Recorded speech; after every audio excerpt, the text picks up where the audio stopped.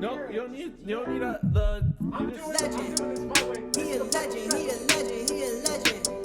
He a legend, he a legend, he a legend. Talking on it though, then He you a can't put it up legend. later. Welcome to the league, to the league, to the league, to the league, to the league of items. Welcome to the league, to the league, to the league, to the league, to the league of items.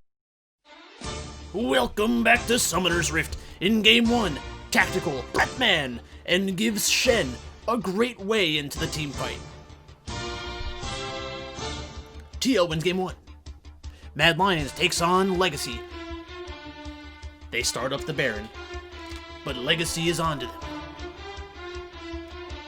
Tapoon walks into the river and is immediately hooked by Kaiser's Nautilus. Goes golden, but Galio with the flank, coming in from the side. Great engage by Galio. Jin is actually kind of helping.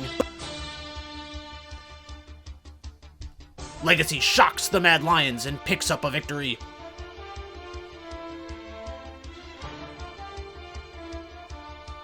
Next up, we have Team Liquid and INTZ. INTZ needed to win this game to make sure they had a chance at the next round with the play-in game. And Team Liquid said, sure, we'd like to play another game instead of just securing our victory into the next round against Brazil. You know, we'd rather just have to play more games because more games is better.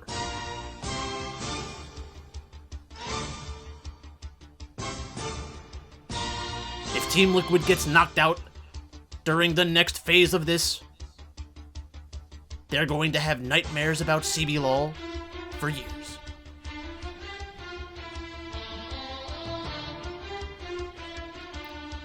Next up, we have Supermassive and Legacy in one of the longest team fights of the tournament.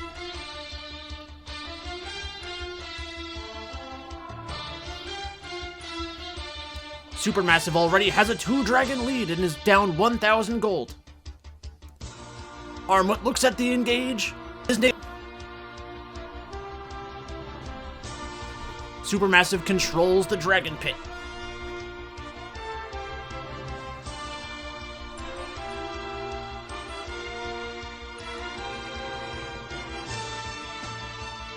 Tapu activates so he can teleport into the team fight. Supermassive secures the dragon, but they're trapped in the dragon pit.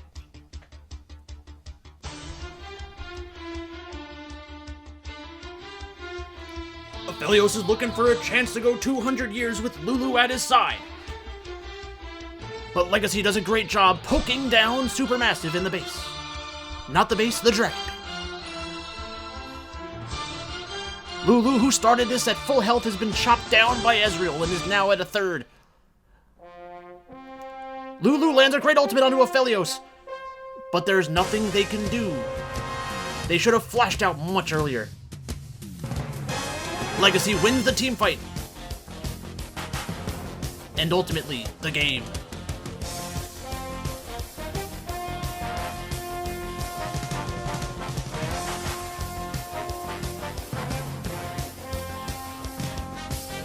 In the day's first elimination game, Mad Lions takes on INTZ.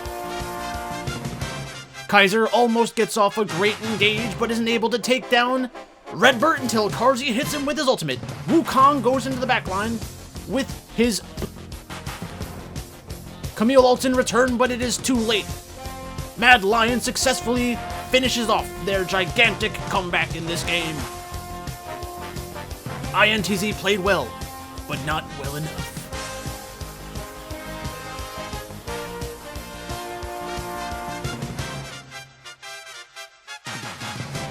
And in the final match of the day, Team Liquid reminds everyone just how broken Graves is.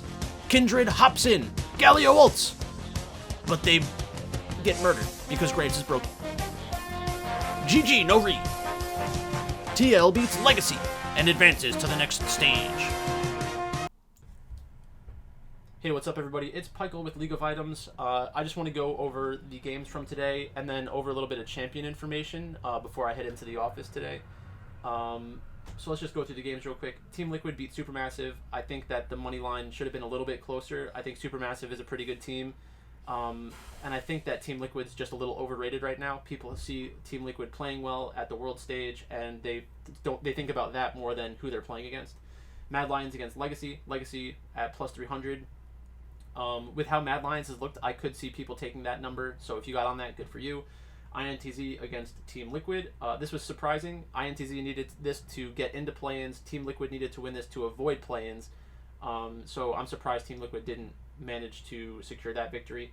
Legacy against Supermassive. This was a very interesting game, very close game. This is the game where there was that Dragon Pit fight, which was very cool to watch.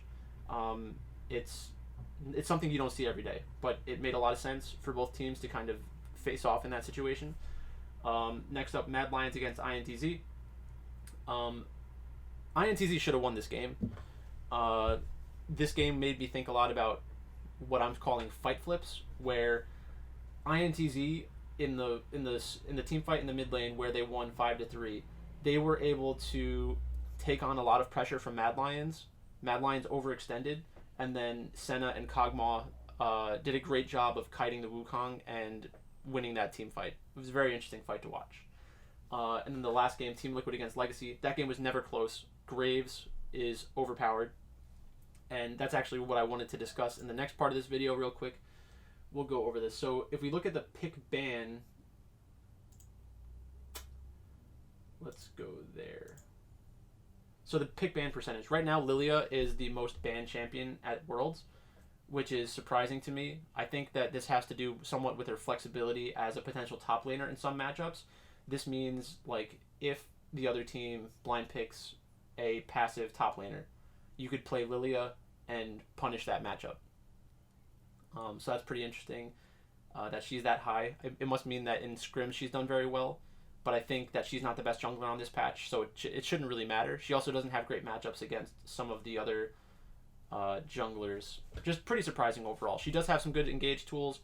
She can kind of get picks, and the sleep is pretty annoying to deal with, but just not the best jungler right now. So that is somewhat surprising to me. Nidalee is the second most banned champion at Worlds. An extremely good champion. There are a lot of Nidalee players at Worlds, so the reason that makes sense is because it's the best meta to play is with Lilia, Nidalee, Graves, Kindred. Those are the best champions in the jungle right now. So it's not surprising that we have a lot of carry junglers at Worlds. Orianna is 9-0 right now, which is kind of insane. She is very consistent laner, very safe laner, and has a high impact teamfight ability with her ultimate. She also provides shielding for her team, speeding up for her team. Just a very good champion overall. She's the kind of champion that isn't often going to get targeted with nerfs, because a lot of her power comes from her utility. Maybe they take some damage off of her ultimate, her shockwave, but that's the only way I could see her getting nerfed fairly. Ornn is 7-0 right now. That's pretty surprising. Teams aren't good enough at punishing it at this level of play, but when we get into the next stage of the World Championship, I expect the Ornn pick rate to go way down because good teams can punish it much easier. The other champions I wanted to look at were Graves. So Graves is 7-0 right now, has been banned 10 times, has been played 7 times, and is 7-0. Graves, in my opinion, is the best champion to pick ban around in this patch. Every jungler should play Graves. Every team should pick ban around it as their primary piece, because when you get Graves onto your team, it allows you to kind of play whatever else you want as long as it works well with Graves. So even Jhin compositions work with Graves because you have the sustained damage from Graves and the burst damage from Jhin. So just a great champion overall. I've been talking about him for 6 months now. You figure people would wake up and see how good Graves is. What else do we have? Lucian is 50-50 right now, 50% win rate. 13 times it was pick banned, 4 times it was played. It's 2-2.